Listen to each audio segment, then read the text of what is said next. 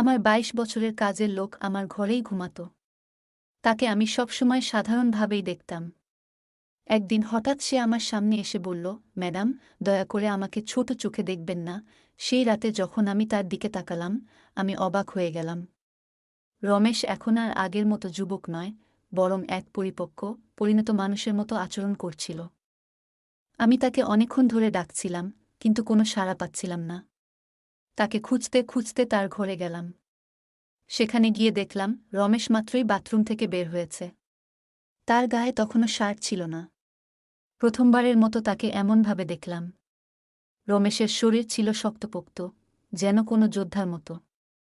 আমি কিছুক্ষণ অবাক হয়ে তাকিয়ে রইলাম। বহু বছর পর এমন একটি দৃশ্য দেখে আমি হতবাক হয়ে গেলাম। আমি একদৃষ্টিতে তাকিয়েছিলাম, তারপর আমি রমেশকে, আমার নাম প্রিয়া। আমি ৩৮ বছরের হলেও আমি আমার শরীরের অনেক যত্ন নিতাম। তাই আমার বয়স বেশি মনে হতো না। যখন রমেশ আমার বাড়িতে থাকতে শুরু করল, আমার জীবনে ধীরে ধীরে পরিবর্তন আসতে লাগল। প্রথমে ভেবেছিলাম রমেশ ছোট এবং কিছুই বুঝবে না, কিন্তু তার আসল চরিত্র আমার সামনে ধরা পড়ল। ২২ বছরের একটি ছেলে যে আমার মতো ৩৮ বছরের একজন নারীর জীবনে আনন্দ বয়ে আনতে পারে, তা ভাবিনি। রমেশ গ্রামের বাড়ি থেকে আনা একজন তরুণ। আমার ১ বছরের সন্তানের যত্ন নিত এবং আমার বাড়িতেই থাকত। আমি বিয়ে না করেই মা হয়েছিলাম। আমার প্রেমিক বিয়ের প্রতিশ্রুতি দিয়ে প্রতারণা করেছিল। যখন আমি গর্ভবতী হলাম, তার বাড়িতে গিয়ে দেখি সে অন্য একজনকে বিয়ে করছে। গর্ভের সন্তানকে নষ্ট করার ইচ্ছে হয়েছিল, কিন্তু তখন অনেক দেরি হয়ে গিয়েছিল। আমি প্রায় ৫ মাসের গর্ভবতী ছিলাম। শেষমেশ আমি সন্তানকে রাখার সিদ্ধান্ত নিই। আমার বাবা-মা আমাকে ও আমার সন্তানকে গ্রহণ করতে অস্বীকার করেছিলেন, তাই আমি একা থাকতে শুরু করি। কিছু মাস আগে দাদার ৯০তম জন্মদিনে গ্রামের বাড়ি গিয়েছিলাম। দাদু কেবল তিনিই আমার ছেলেকে ভালোবেসে কোলে তুলে নিয়েছিলেন। একদিন ফোনে কথা বলতে বাইরে গিয়েছিলাম। ফিরে এসে দেখি আমার ছেলে কুনাল বাড়ির এক কর্মচারীর সঙ্গে খেলছে। কর্মচারী নিজেকে পরিচয় দিয়ে বলল সে রমেশ। সে কাজ খুঁজছিল এবং আমার সন্তানের যত্ন নেওয়ার প্রস্তাব দিলে শহরে আসতে রাজি হয়। রমেশ আমাদের বাড়িতে এসে সন্তানের যত্ন ও ঘরের কাজে সাহায্য করতে লাগল। তার আন্তরিক যত্নে কুনালের স্বাস্থ্যের উন্নতি হল, আর আমার ছেলেও তাকে খুব পছন্দ করত। রমেশের জন্য আলাদা ঘরের ব্যবস্থা করলাম, আর তার কাজে আমি সন্তুষ্ট ছিলাম। একদিন রাতে আমার ছেলে কুনাল অনেক কাঁদছিল। কিছুতেই থামছিল না। তার কান্নার শব্দ শুনে রমেশ ঘরে এলো এবং কুনালকে আমার কাছ থেকে নিয়ে নিল। আশ্চর্যের বিষয়, রমেশের কাছে যেতেই কুনাল পুরো শান্ত হয়ে গেল। রাত অনেক হয়ে গিয়েছিল আর কুনাল তাকে ছাড়তে চাইছিল না। তাই আমি রমেশকে সেদিন আমার ঘরেই থেকে যেতে বললাম। সকালে ঘুম থেকে উঠে দেখি কুনাল রমেশকে জড়িয়ে ধরে ঘুমাচ্ছে। সেই দৃশ্য দেখে মনে হল রমেশ সত্যিই আমার সন্তানের জন্য একজন আদর্শ অভিভাবকের মতো হয়ে উঠেছে। সেই রাতের পর থেকে রমেশ প্রায় কুনালের জন্য আমার ঘরেই থাকতে শুরু করল। ছুটির দিনে আমি রমেশকে নিয়ে শপিং মলে গেলাম। সেখানে তার জন্য সুন্দর কিছু পোশাক কিনলাম এবং সেলুনে গিয়ে তার হেয়ার স্টাইল পরিবর্তন করলাম। নতুন রূপে রমেশকে দেখে আমি নিজেই অবাক হয়ে গেলাম। সাধারণভাবে থাকা সেই ছেলেটি আজ স্মার্ট এবং আকর্ষণীয় লাগছিল। বাড়ি ফিরে কুনাল ঘুমিয়ে পড়ায় আমি তাকে তার ঘরে শুইয়ে দিলাম। তখন রমেশ আমার জন্য পানি নিয়ে এলো। পানি খেয়ে আমি গ্লাসটা রাখতেই দেখি রমেশ একদৃষ্টিতে আমার দিকে তাকিয়ে আছে। হঠাৎ সে আমাকে আলতো করে জড়িয়ে ধরল। আমি অবাক হয়ে তাকে সরিয়ে দিলাম। রমেশ তখন বলল, ম্যাডাম, আপনি আমাকে সম্পূর্ণ বদলে দিয়েছেন। আজ আমি নিজেকে ভালোবাসতে শিখেছি। আপনি না থাকলে হয়তো আমি কখনো নিজেকে এভাবে দেখার সুযোগ পেতাম না। তার কথাগুলো শুনে এবং মুখের আনন্দ দেখে আমিও খুশি হলাম। রমেশের মতো একজন সাধারণ ছেলের জীবন বদলাতে পেরে মনে হলো আমি সত্যিই কিছু ভালো কাজ করেছি। এরপর থেকে রমেশ আরও বেশি পরিপাটি এবং দায়িত্ববান হয়ে উঠল। মাত্র ২২ বছরের হলেও গ্রামের ছেলে হওয়ার কারণে তার শারীরিক গঠন ছিল মজবুত, যা তাকে আরও আত্মবিশ্বাসী করে তুলেছিল। সে প্রতিদিন বাড়িতেই শরীরচর্চা করত, আর তার উচ্চতাও বেশ ভালো ছিল। একদিন আমি তার পড়াশোনা সম্পর্কে জানতে চাইলে সে বলল এখন আর তার পড়াশোনায় মন নেই। প্রতিদিন সকালে অফিসে যাওয়ার আগে আমি আমার সন্তানের প্রতি ভালোবাসা প্রকাশ করতাম। আজ সকালে অফিসে যাওয়ার আগে যখন আমি আমার ছেলে কুনালকে আদর করতে গেলাম, দেখি সে রমেশের কোলে বসে আছে। হঠাৎ আমার ছেলে কুনাল মুখটা ঘুরিয়ে নেয় আর আমার ঠোঁট অজান্তে রমেশের গালে স্পর্শ করে। আমি কিছুটা অপ্রস্তুত হয়ে পড়েছিলাম এবং দ্রুত রমেশের কাছে ক্ষমা চাইলাম। ঘটনাটি আমাকে অস্বস্তিতে ফেললেও রমেশ পুরো বিষয়টি সহজভাবেই গ্রহণ করল। আমি দ্রুত রমেশের কাছে ক্ষমা চেয়ে অফিসে চলে গেলাম। সন্ধ্যায় বাড়ি ফিরে দেখি রমেশ কুনালকে খাইয়ে ঘুম পাড়িয়ে দিয়েছে। আমি তখনও রমেশের চোখে চোখ রাখতে পারছিলাম না। এরপর আমরা একসঙ্গে রাতের খাবার খেয়ে নিলাম। খাওয়ার পর আমি আমার ঘরে গিয়ে মাইগ্রেনের ওষুধ খেতে শুরু করলাম। তবে ওষুধ খাওয়ার পরও মাথার ব্যথা কমছিল না, তাই মাথা ধরে চুপচাপ বসে রইলাম। কিছুক্ষণ পরে রমেশ ঘরে এলো। আমাকে এমন অবস্থায় দেখে সে উদ্বিগ্ন হয়ে জানতে চাইল কি হয়েছে। সব কথা শোনার পর রমেশ ধীরে ধীরে আমার মাথায় মালিশ করতে শুরু করল। তার স্পর্শে ব্যথা যেন একটু একটু করে দূর হতে লাগল। কিছুক্ষণের মধ্যেই ব্যথা অনেকটা কমে এলো আর আমি ধীরে ধীরে গভীর ঘুমে তলিয়ে গেলাম। সেই রাতে আমার ঘুম খুবই ভালো হয়েছিল। পরের দিন আমাদের অফিসে ট্র্যাডিশনাল ডে উদযাপন ছিল। আমি ঠিক করেছিলাম যে সেদিন গুজরাটি পোশাকে সাজব। আমি ঘাঘরা পরেছিলাম, কিন্তু স্কার্টের গিঁট বাঁধতে গিয়ে বেশ অসুবিধায় পড়েছিলাম। আমার কোনো সহায়তা ছিল না, তাই আমি ঘরে কাজ করা রমেশকে ডেকে গিঁট বাঁধতে বললাম। গিঁট বাঁধার সময় তার হাত আমার পিঠের উপর দিয়ে স্পর্শ করছিল। আমি বিষয়টাকে গুরুত্ব দেইনি, কারণ তখন আমার কাছে আর কোনো উপায় ছিল না। প্রস্তুত হয়ে যখন আমি বের হতে যাচ্ছিলাম, তখন রমেশ আমাকে থামিয়ে দিল। রমেশ ঘর থেকে কাজল নিয়ে এসে আমার কানের পেছনে লাগিয়ে বলল, ম্যাডাম, এখন আপনাকে আর কেউ নজর দিতে পারবে না। আপনি সত্যিই খুব সুন্দর লাগছেন। আপনি এমনিতেই অনেক সুন্দর আর আজকে আরও সুন্দর লাগছেন। তার কথা শুনে আমি হেসে ফেললাম এবং বাইরে বেরিয়ে পড়লাম। সেদিন সন্ধ্যায় যখন আমি বাড়ি ফিরলাম, তখন আমার সঙ্গে আমার এক বান্ধবী এবং তার বন্ধু ছিল। সেদিন রমেশ অসাধারণ খাবার তৈরি করেছিল। আমার বান্ধবী তানিয়া সিদ্ধান্ত নিয়েছিল যে সে পরের 4 দিন আমার বাড়িতে থাকবে, আর তার বন্ধু সুনীল আমাদের সঙ্গে 3 দিন কাটাবে। পরের রাতে রমেশ খাবার তৈরি করে তানিয়া এবং সুনীলকে খাওয়ার জন্য ডাকল। কিন্তু তারা নিজেদের ঘরে বসে পানীয় খাচ্ছিল। তানিয়া অনেকটাই পান করে ফেলেছিল এবং খাওয়া ছাড়াই ঘুমিয়ে পড়েছিল।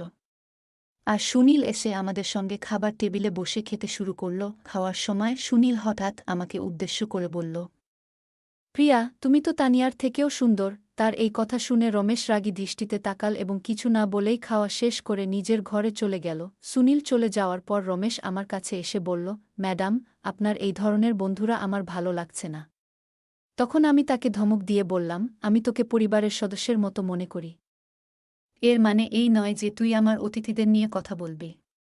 তোর কাজ বাড়িতে আসা অতিথিদের সেবা করা, সেটাই করবি। আমাকে শেখানোর চেষ্টা করার দরকার নেই। আমি রাগ করে আমার ঘরে চলে এলাম।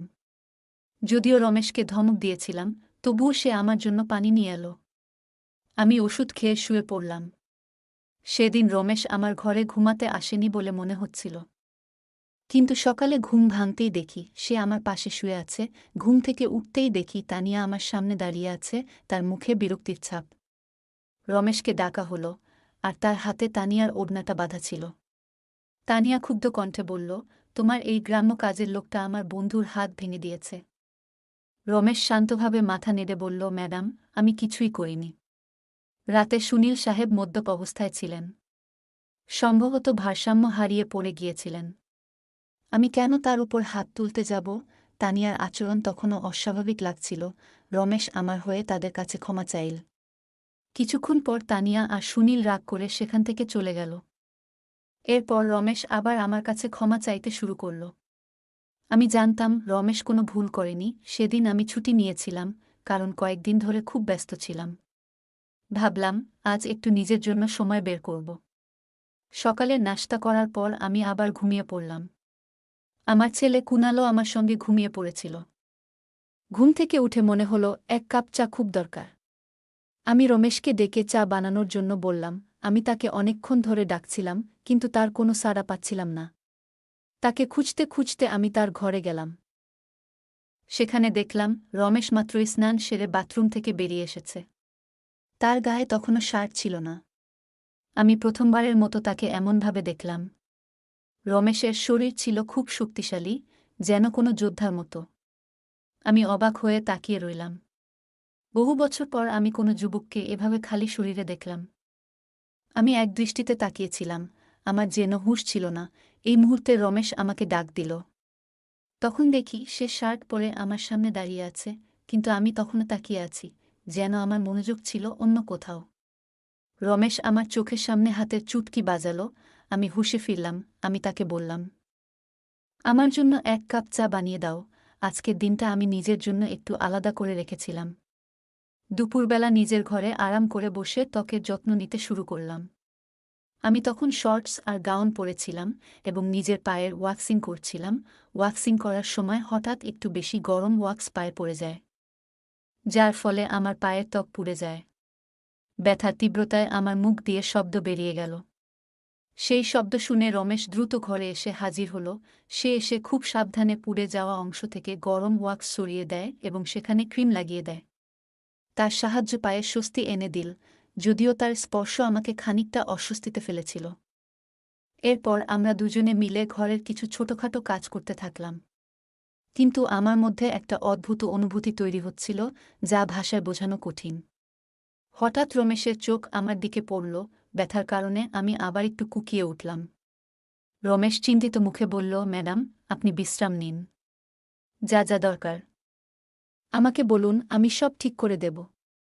আমি তাকে বললাম আমার পায়ের বাকি অংশের ওয়াক্সিংটাও করতে। রমেশ কোনো প্রশ্ন ছাড়াই আমার কথামতো কাজ করল। কাজ শেষ করার পর সে আমার মুখেও হালকা ম্যাসাজ করে দিল।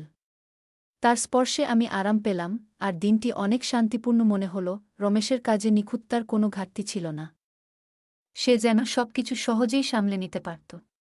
তবে রাত নামতেই আমি তাকে অনুরোধ করলাম, আজ রাতে তুমি আমার ঘরে থেকো না। দিনের বেলায় আমি ঘরে থাকি না, তাই অন্তত রাতটা আমি আমার সন্তানের সঙ্গে একান্তে কাটাতে চেয়েছিলাম। প্রতিবার রমেশ ঘরে থাকা আমার পছন্দ হতো না, তাই আজ রাতে তাকে অন্য ঘরে থাকার জন্য বললাম। দিনগুলো এভাবেই চলতে থাকল। কিছুদিন রমেশ ছাড়া আমার ছেলে কুনাল রাতে ঘুমাতে পারত না, কিন্তু ধীরে ধীরে সে কান্না বন্ধ করল। এদিকে আমি নিজেও কিছু পরিবর্তন অনুভব করতে শুরু করলাম। প্রতিদিন সকালে ঘুম থেকে উঠলেই শরীর ভারী লাগতে শুরু করল। হঠাৎ এই পরিবর্তন কেন হচ্ছে তা বুঝতে পারছিলাম না। আমার শরীরের যন্ত্রণা এতটাই বেড়ে গিয়েছিল যে বিছানা থেকে ওঠারও ইচ্ছা থাকত না। তাই আমি অফিস থেকে 1 সপ্তাহের ছুটি নিয়ে নিলাম, যেন কিছুটা বিশ্রাম নিয়ে সুস্থ হয়ে উঠতে পারি। এই সময় কুনাল প্রায় পুরোটা সময় রমেশের সঙ্গে কাটাচ্ছিল। মাঝে মাঝে আমার ছেলের খিদে পেলে কুনালকে আমার কাছে নিয়ে আসত। আজ আমি আমার কোমর ধরে বসেছিলাম। রাতের বেলায় রমেশ 1 গ্লাস পানি নিয়ে আমার ঘরে আসে। আমার কোমরের উপর হাত দেখে সে বুঝে গেল আমার কোমরে খুব ব্যথা হচ্ছে। রমেশ বলল, ম্যাডাম, যদি আপনার কোনো আপত্তি না থাকে, আমি আপনার কোমরে একটু মালিশ করে দিতে পারি। আমার কোমরের ব্যথা এতটাই তীব্র ছিল যে আমি তার প্রস্তাবে রাজি হয়ে গেলাম। মালিশ শুরু করার আগে আমি ঘরের বড় লাইট বন্ধ করে ছোট্ট জিরো বাল্বটা জ্বালিয়ে দিলাম, যেন পরিবেশটা আরও শান্তিপূর্ণ হয়। রমেশ যখন কোমরে হালকা চাপ দিয়ে মালিশ করছিল, আমি বেশ স্বস্তি অনুভব করছিলাম। মালিশ শেষ হওয়ার পর মনে হলো যেন আমার ব্যথা একেবারে হাওয়ায় মিলিয়ে গেল। মালিশ করার সময় রমেশ আমাকে জিজ্ঞেস করল, ম্যাডাম, আপনার কি কখনো কুনালের বাবাকে মনে পড়ে না? আপনি এত সুন্দর এবং তরুণী হয়ে একা কেন? রমেশের প্রশ্নের কোনো সঠিক উত্তর আমার কাছে ছিল না। আমি শুধু মৃদু হেসে বললাম, হয়তো এই প্রশ্নের উত্তর আমার কাছেও নেই। সেই মুহূর্তে কথোপকথনটা সেখানেই শেষ হয়ে গেল। রমেশের মালিশে এমন আরাম পেলাম যে চোখের পাতা ভারী হয়ে এলো, আর আমি গভীর ঘুমে তলিয়ে গেলাম। 2 দিন পর এমন একটা দিন এলো, যে দিনটার কথা আমি কখনো ভুলতে পারব না। আমার প্রিয়জনের সঙ্গে প্রথম দেখা হওয়ার দিন। সেই দিনটা শেষমেশ এসে পড়ল। সারাদিন নিজেকে নানান কাজে ব্যস্ত রাখার চেষ্টা করলাম, যেন তার স্মৃতি মাথায় না আসে। কিন্তু রাতের নিস্তব্ধ অন্ধকারে তার মুখটা বারবার মনে পড়ছিল। মনে হচ্ছিল যেন স্মৃতিগুলো আমাকে ঘিরে ধরে রেখেছে। সে এখন আমার সঙ্গে নেই, তবে সে আমার সন্তানের বাবা। কুনালকে দেখলেই প্রতিদিন তার কথা মনে পড়ে। আজ আমি আর আমার আবেগ ধরে রাখতে পারলাম না। ঘরে বসে হঠাৎ কান্নায় ভেঙে পড়লাম। আমার ছেলে আমার পাশে ঘুমাচ্ছিল, কিন্তু তখন আমি সেটাও খেয়াল করিনি।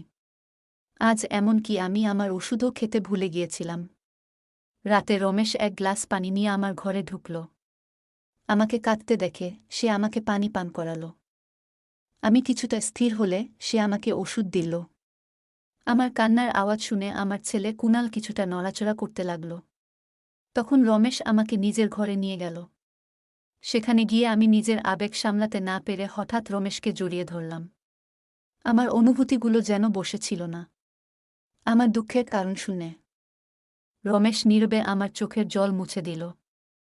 আমি তার কাঁধে হাত রেখে বললাম, আজ আমি তোমার পাশে থাকতে চাই, একটু সান্ত্বনার খোঁজে। রমেশ কিছুটা বিস্মিত হয়ে বলল, ম্যাডাম, আমি তো এসব বুঝি না। তার কথা শুনে আমি হেসে ফেললাম এবং তাকে সান্ত্বনা দিয়ে পাশে বসালাম। সেই রাতে আমি তার ঘরেই ছিলাম। কিন্তু সকালে ঘুম থেকে উঠে দেখলাম সে সেখানে নেই, শুধু তার শার্টটা পরে আছে। বাইরে গিয়ে দেখলাম রমেশ কুনালকে দুধ আর বিস্কুট খাওয়াচ্ছে। আমি আমার ছেলের কথা ভুলে গিয়েছিলাম, কিন্তু রমেশ ভোলেনি। সে আমাদের দুজনকেই খুশি রেখেছিল। রাতের ক্লান্তির কারণে আমি সকালে বেশ দেরি করে উঠেছিলাম। সারাদিন রমেশ আমার সঙ্গে চোখ মিলায়নি। আজ আমার বন্ধু তানিয়া আমার সঙ্গে দেখা করতে এলো, সে একবারও রমেশের দিকে তাকায়নি। রমেশ এসে তাকে এক গ্লাস পানি দিল, তারপর কোনো কথা না বলে চুপচাপ ঘর থেকে বেরিয়ে গেল। কিছুক্ষণ কথোপকথনের পর তানিয়া চলে যাওয়ার প্রস্তুতি নিল। যাওয়ার সময় তানিয়া বলল, তোমার কাজের ছেলেটাকে যত দ্রুত সম্ভব বিদায় করো। বাইরে থেকে যতটা নিরীহ মনে হয় সে আসলে ততটা নয়। তানিয়ার কথাগুলো আমি বিশেষ গুরুত্ব দিলাম না। সবকিছু আগের মতোই চলছিল। রাতের খাবার শেষে রমেশ আমার ঘরে এক গ্লাস পানি নিয়ে এলো। সে কুনালকে ঘুম পাড়িয়ে দিয়েছিল। আজ কুনাল হোল ঘরের দোলনায় ঘুমাচ্ছিল, আর রমেশ তার দেখাশোনা করছিল। আমি ঘরের লাইট বন্ধ করে ঘুমিয়ে পড়লাম। কিছুক্ষণ পর কুনালের কান্নার শব্দে আমার ঘুম ভেঙে গেল। আমি বিছানা থেকে উঠতে যাচ্ছিলাম, তখনই হঠাৎ করে তার কান্নার আওয়াজ থেমে গেল। তারপর আমি ঘরের দরজা খোলার শব্দ শুনলাম। চুপচাপ লক্ষ্য করছিলাম। রমেশ ধীরে ধীরে ঘরে ঢুকে আমার কাছে এসে দেখার চেষ্টা করছিল আমি ঘুমিয়ে আছি কিনা। হঠাৎ সে আমার মোবাইলটা তুলে নিল। দ্রুত লাইট জ্বালিয়ে আমি জেগে থাকতে দেখে রমেশ হতভম্ব হয়ে গেল। মোবাইলটা তার হাত থেকে কেড়ে নিয়ে জিজ্ঞেস করলাম, রমেশ, এ কি করছ? এত রাতে তুমি এখানে কি করছ? সে কিছু না বলে চলে যেতে চাইল, কিন্তু আমি তাকে থামালাম। তানিয়া একদিন আমাকে একটি ভিডিও দেখিয়েছিল যেখানে রমেশ সুনীলের সঙ্গে মারপিট করছিল। ঘটনাচক্রে সুনীলের মোবাইল ক্যামেরায় সেই দৃশ্য রেকর্ড হয়েছিল। সেই ঘটনার পর থেকেই আমি রমেশের উপর নজর রাখতে শুরু করি। একদিন রমেশকে ডেকে বললাম, সত্যি বলো, কেন সুনীলের উপর হাত তুলেছিলে? রমেশ চুপ থেকে উত্তর দিল, ম্যাডাম, সেদিন সুনীল মদ্যপ অবস্থায় আপনার ঘরে ঢুকে খারাপ কিছু করার চেষ্টা করেছিল। তাই আমি ওকে মারলাম। আমি অবাক হয়ে বললাম, ঠিক আছে, কিন্তু তুমি আমার পানিতে ঘুমের ওষুধ কেন মেশাচ্ছিলে? আজ নিজেই দেখেছি। তুমি যা চেয়েছিলে আমি তোমাকে দিয়েছি। এখন তোমার কাজ শেষ। তুমি তোমার গ্রামে ফিরে যাও। আমার কথা শুনে রমেশ শান্ত কণ্ঠে বলল, ম্যাডাম, আপনি যা ভাবছেন তা সম্পূর্ণ ভুল। হ্যাঁ, আমি আপনার পানিতে ঘুমের ওষুধ মেশাই, কিন্তু সেটা আপনাকে কোনো ক্ষতি করার জন্য নয়। কয়েকদিন আগে আমি দেখেছিলাম আপনি ফোনে কারো সঙ্গে কথা বলছিলেন। তখন আমি বুঝতে পারি আপনি আবারও আপনার সেই পুরনো প্রেমিকের সঙ্গে দেখা করার পরিকল্পনা করছেন। সেই দেখা আপনার নিজের বাড়িতেই হওয়ার কথা ছিল। আমি এটা আটকাতে চেয়েছিলাম, কারণ আমি নিশ্চিত ছিলাম যে সেই ব্যক্তি এখনও আপনাকে প্রতারণা করছে। সে আপনাকে মিথ্যে বলছে, আর আমি চেয়েছিলাম আপনি এর থেকে রক্ষা পান। সে আপনার সাথে মিথ্যা সম্পর্ক গড়ে তুলছে। তার উদ্দেশ্য আপনার সন্তানকে আপনার কাছ থেকে দূরে সরিয়ে নেওয়া। তার স্ত্রী সন্তান জন্ম দিতে অক্ষম, তাই সে আপনার সাথে ঘনিষ্ঠ হতে চাইছে। সে আপনাকে জানায়নি যে তার স্ত্রীকে এখনও সে তালাক দেয়নি, আর সবকিছুই আপনার কাছে গোপন রেখেছে। আমি অবাক হয়ে রমেশকে জিজ্ঞেস করলাম, তুমি এসব জানলে কিভাবে? তুমি কে? রমেশ এসে বলল, আপনার বাবা সাহেব আমাকে আপনার ছবি দেখিয়েছিলেন। তখনই প্রথম আপনাকে ভালো লাগে। কিন্তু তিনি বলেছিলেন আপনি বিয়ে করতে চান না। সেই সময় আমরা একটি পরিকল্পনা করি। আপনার জীবনে প্রবেশ করার জন্য আমি এখানে এসেছিলাম। তবে এখানে এসে বুঝলাম অনেকেই আপনাকে ভুল উদ্দেশ্যে কাছে টানতে চায়। তাই আমি আপনার সুরক্ষায় মনোযোগ দিই। রমেশ আসলে ২২ নয়, ৩০ বছরের এবং একটি ভালো চাকরিতে ছিল। সে যা বলেছিল সব সত্যি প্রমাণিত হয়েছে। তার সততা ও ভালোবাসা আমাকে মুগ্ধ করেছে। পুরনো প্রেমিকের প্রতারণা থেকে বেঁচে গিয়ে আজ আমি রমেশ, যার আসল নাম বিজয়, তার সঙ্গে খুব সুখী। সে শুধু একজন সৎ জীবনসঙ্গী নয়, আমার সন্তানের জন্য দায়িত্বশীল বাবা। আমার বাবা সাহেবের জন্যই আজ আমি নতুন পরিবার শুরু করতে পেরেছি। সত্যিকারের ভালোবাসা কখনো আপনাকে একা ছেড়ে যাবে না। সম্পর্ক টিকিয়ে রাখতে কোনো কারণ লাগে না, কিন্তু ভাঙার জন্য অজুহাতই যথেষ্ট। এই ছিল আজকের আমাদের ছোট্ট গল্প। বন্ধুরা, যদি এই গল্পটি ভালো লেগে থাকে তাহলে দয়া করে ভিডিওটি লাইক করুন এবং আমাদের চ্যানেলটি সাবস্ক্রাইব করুন। পাশে থাকা বেল আইকনটি প্রেস করুন, যাতে করে আমরা যখনই নতুন ভিডিও আপলোড করি তার নোটিফিকেশন সবার আগে আপনার কাছে পৌঁছে যায়। ধন্যবাদ।